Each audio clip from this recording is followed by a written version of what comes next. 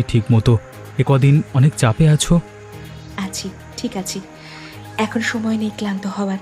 তুমি কাল রাতে আসবে তো? আসবো, নিশ্চিন্তে থাকো। ঠিক আছে, এখন যাও। কেউ দেখে ফেললে আবার অন্য কথা বলবে। আমি নিজে দেখেছি ওদের ঘরে থরে থরে জিনিস সাজানো। চাল আছে, ডাল আছে, তেল আছে।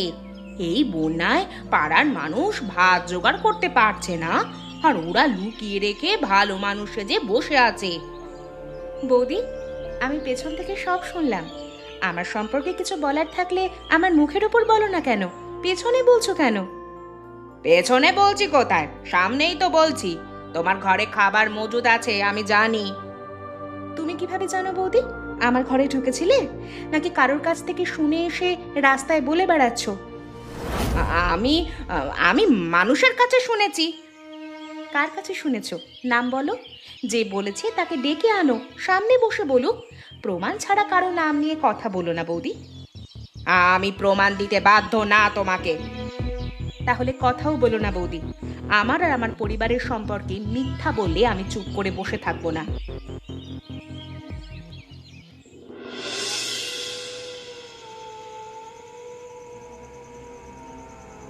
ওই দেখো, কনক বৌদি আসছে মনে হচ্ছে। হাতে, হ্যাঁ হ্যাঁ, হাঁস ধরে আনছে দুটো। হ্যাঁ, দেখতে পাচ্ছি। কিন্তু ওই হাঁসগুলো চেনা লাগছে তোমার? ওই সাদাটা বিন্দু কাকিমার হাঁসের মতো লাগছে। হ্যাঁ হ্যাঁ, বিন্দু কাকিমা তো গত সপ্তাহেই বলছিলেন দুটো হাঁস হারিয়ে গেছে, খুঁজে পাচ্ছেন না কোথাও। তখন ভেবেছিলাম শিয়ালে নিয়ে গেছে হয়তো, কিন্তু শিয়াল দেখছি এখানে কনক বৌদি নিজে। তাহলে এখনই ডেকে আনি গ্রামবাসীদের, হাতে নাতে ধরা পড়বে। না না, এখন না। রাতের বেলা হইচই করলে কনক বৌদি সব সরিয়ে ফেলবে, বলবে আমরা মিথ্যা বলছি। রাতের অন্ধকারে ভুল দেখেছি, আমি অন্যভাবে করব। কিভাবে? কাল সকালে নদীর পাড়ে রান্না করব, বাঁশের মধ্যে খাসির মাংস। গ্রামের সবাইকে ডাকবো, সবাই এক জায়গায় এলে তখন কথাটা বলবো সবার সামনে। তখন কনক বৌদি পালাতে পারবে না। রান্না করবে এই অবস্থায়? কিন্তু খাসি আনবে কোত্থেকে? টাকা তো হাতে নেই বললে। আমার কাছে একটু সঞ্চয় ছিল, মায়ের ওষুধের জন্য রেখেছিলাম। এই মুহূর্তে যদি মানুষকে এক জায়গায় করতে হবে আমাদের, কারণ বদনাম নিয়ে বাঁচার চেয়ে খারাপ কিচ্ছু নেই।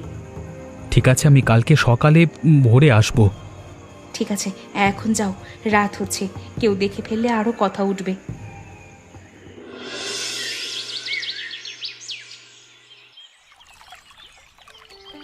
তৃষা, ওই দেখো কনক বৌদিও আসছে। মিনুদি আর রমা কাকিমার সাথে হাঁটছে, ভাবটা দেখো যেন কিছু হয়নি। জানতাম আসবে। গ্রামে কিছু হলে কনক বৌদি বাদ যায় নাকি? সবার আগে আসবে, সবার আগে কথা বলবে। আসুক আসুক, আজ আসাটাই দরকার। কিন্তু তৃষা, এতগুলো মানুষ জড়ো হবে, সবার সামনে কনক বৌদি চুপ করে বসে থাকবে না, কথা ঘোরাবে, তোমাকেই দোষ দেবে। যখন সত্যি কথা বলছি তখন কথা ঘোরানোর চেষ্টা করলেও মানুষ বুঝবে। তুমি শুধু পিয়ার পাশে থেকো, ওকে একটু সামনে রেখো। ও উত্তেজিত হয়ে গেলে আগেই সব বলে ফেলবে। পিয়া কোথায় গেছে এখন? কনক বৌদির বাড়ির পেছনে সেই নীল ঝুড়িটা দেখতে। বিন্দু কাকিমার হাঁসগুলো ওখানেই রাখা, কাল রাতে নিজের চোখে দেখেছি। তুমি নিশ্চিত? ভুল হওয়ার কোনো সম্ভাবনা নেই তো? কাল রাতে তুমি নিজেও দেখেছ, আর আমি হাঁসগুলোর রং আকার সব মিলিয়ে দেখেছি। একটার বাঁ পায়ে কাটা দাগ, সেটা বিন্দু কাকিমা নিজেই বলেছিলেন। কিন্তু অর্জুন, আমি একা বললে মানুষ বিশ্বাস নাও করতে পারে। এতদিন আমার নামে এত কথা ছড়িয়েছে, কেউ কেউ সন্দেহ করবে আমি ফাঁদ পাচ্ছি হয়তো। তাই প্রমাণটা সবার সামনে আনতে হবে। তৃষা, মাংসের গন্ধে পুরো নদীর পাড় যে ভরে গেছে, আর তোমার রান্নার গন্ধতেই লোকজন আসতে শুরু করেছে। দেখো, রমা কাকিমা, হরিদাস কাকা, ছোট মিন্টু সবাই আসছে। এই তো এবার বলার সময় হয়েছে। একটু দাঁড়াও, পিয়া এখনো আসেনি। ও না আসা পর্যন্ত কিছু বলবো না। ও আসুক, ঝুড়ির খবর নিয়ে তারপর শুরু করব।